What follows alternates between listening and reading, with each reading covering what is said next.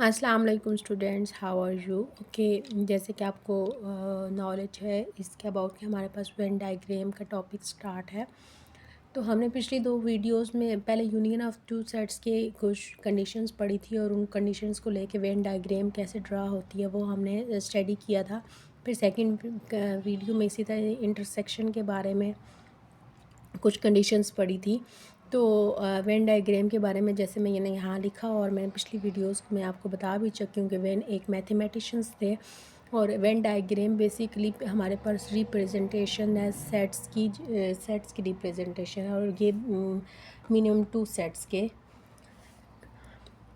दरमियान हम डिफ़ाइन करते हैं। ठीक है, तो आज हम जो टॉपिक पढ़ने वाले हैं वो हमारे पास सब्ट्रैक्शन, बेसिकली सेट्स की जब हम सब्ट्रैक्शन करते हैं तो उनमें हम वेन डायग्राम को कैसे ड्रा करते हैं। जैसे a माइनस बी और b माइनस ए के लिए क्या क्या कंडीशंस होंगी हमारे पास। ठीक है, सबसे पहले हम a माइनस बी को लेकर चलते हैं। ठीक है, यहाँ मैंने आपको पहले बताया कि मैं आपको एग्जांपल के थ्रू समझाऊंगी ताकि आपको कोई कन्फ्यूजन ना रहे। तो मैं लेट कर लेती हूँ कि u मेरे पास एक यूनिवर्सल सेट है 1 2 3 4 अप टू 10। ठीक है,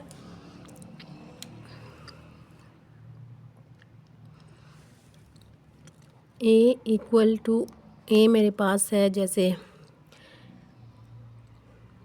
1 3 5 7 9। ओके, और b मेरे पास है 2 4 6 8।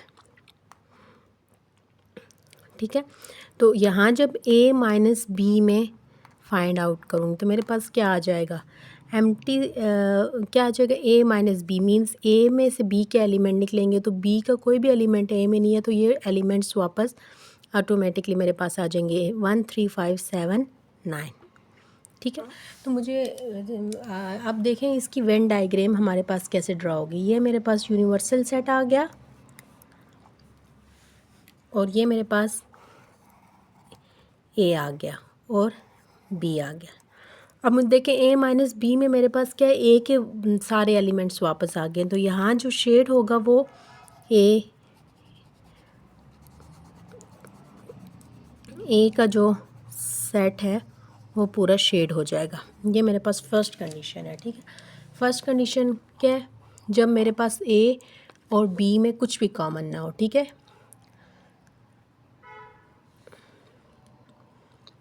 ए और बी में कुछ भी कॉमन, आपको पता है कि जब ए और बी में कुछ भी कॉमन नहीं होता है तो वो डिसजॉइंट सेट्स होते हैं, ए एंड बी और डिसजॉइंट्स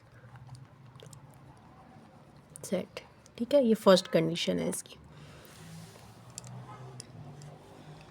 अब सेकंड क्या हो सकती है कि मेरे पास a इज़ इक्वल टू क्या आ गया 1, यही मैं ले लेती हूँ 1 3 5 7 9 और b इक्वल टू ले लेती हूँ मैं 3 और 5 ले लेती हूँ। ठीक है, तो a माइनस बी में क्या हो जाएगा, 3 और 5 यहाँ से निकल जाएंगे, 1 7 और 9 आ जाएंगे। ठीक है, तो यहाँ इसका जब मेरे पास वेन डायग्राम ड्रा होगी, ये यूनिवर्सल सेट आ जाएगा। ठीक है, और यहाँ ये a है। ठीक है, और देखें a और b में क्या कॉमन, कौन एलिमेंट से 3 और 5 थे, जो यहाँ से ये b है। ठीक है, 3 और 5 ये निकल गए तो बाकी a के क्या एलिमेंट्स बच गए, 1 7 9। मीन्स कि हमारे पास a माइनस बी में a के एलिमेंट्स बच रहे हैं और वो भी कौन से, जो b में नहीं है। तो हम a के बाकी हिस्से को क्या कर देंगे, शेड कर देंगे। ठीक है, ये सेकंड कंडीशन है। अब सेकंड कंडीशन यहाँ क्या है, जब a और b में कुछ एलिमेंट्स कॉमन हो, a and b having some common elements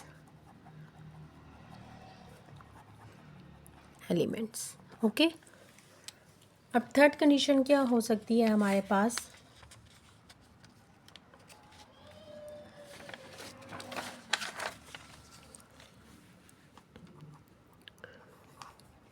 ए में ले लेती हूँ यहाँ 1 3 5 7 और 9। अच्छा, यहाँ 3, 5 और कुछ और एलिमेंट्स भी होने चाहिए थे, जैसे 10 ले लेते हैं हम, ठीक है। 10 सबसेट नहीं होना चाहिए, ठीक है। ए बी ए का सबसेट नहीं होना चाहिए, वरना इसका शेड डिफरेंट होता है, तो इसलिए 10 मैंने लिख लिया, ठीक है। कुछ और एलिमेंट्स भी हैं बी में, तभी तो बी का सेट बन रहा है, ठीक है, अलग से।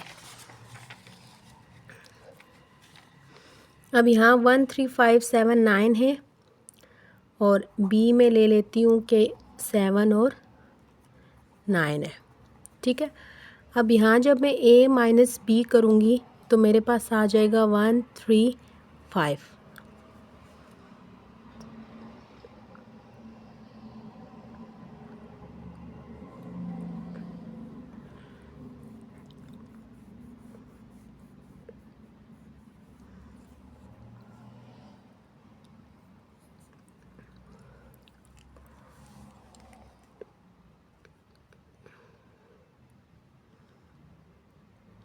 अब यहाँ जब इसका मैं यूनिवर्सल सेट ड्रा करूँगी तो कैसे ड्रा होगा,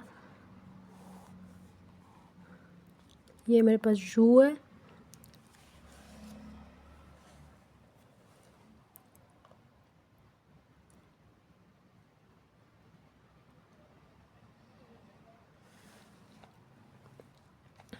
और ये क्या, यहाँ आप एक चीज़ नोट कर सकते हैं कि जो बी है वो सबसेट है ए का, और हमने क्या ए माइनस बी फाइंड किया, तो 3।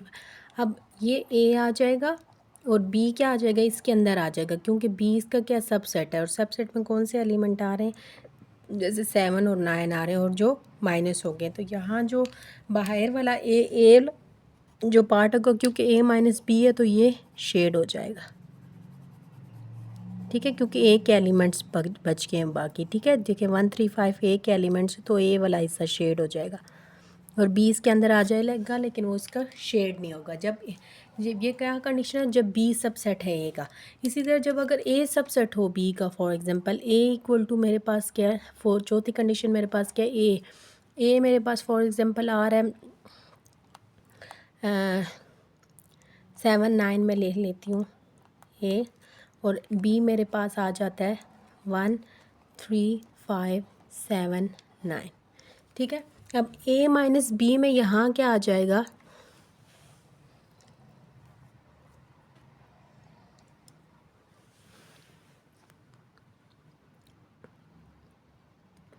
ए माइनस बी, अब देखें ए छोटा सेट है और बी बड़ा सेट आ रहा है, तो ए माइनस बी में यहाँ, क्योंकि ए माइनस बी है तो ए एम्प्टी सेट आ जाएगा, ठीक है, कोई भी एलिमेंट्स नहीं आएगा, ये 7, 9 भी निकल जाएंगे और बाकी एलिमेंट्स तो रहेंगे नहीं। तो अब यहाँ हमारे पास जो, जब हम इसका यूनिवर्सल सेट ड्रा करेंगे, ये यू आ गया, ठीक है, ए माइनस बी है,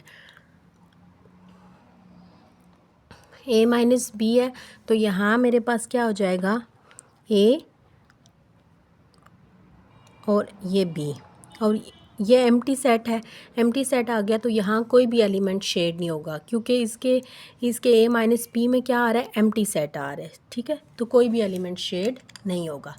अगर यहाँ इसी तरह हमारे पास बी माइनस ए के लिए यही 4 कंडीशंस होती हैं, उसमें सिर्फ बी सेट को हम पहले ले लेते हैं और ए को बाद में ले लेते हैं, ठीक है, उसके लिए भी आप ये ड्रा कर सकते हैं, ठीक है। ओके, अगर कोई भी कन्फ्यूजन हो तो आप मुझे मैसेज भी कर सकते हैं। Okay, best of luck. अब यहाँ एक चीज़ नोट कर लें, यहाँ हमारे पास, यहाँ भी हमारे पास क्या होगी हैं, 4 कंडीशन होगी हैं। जैसे फर्स्ट क्या हो जाता है, ए और a and b having no common elements, तो देन उनकी वेन डायग्राम कैसे बनेगी वो हमने सीखा। और सेकेंडली हमने क्या है कि when they have some common elements,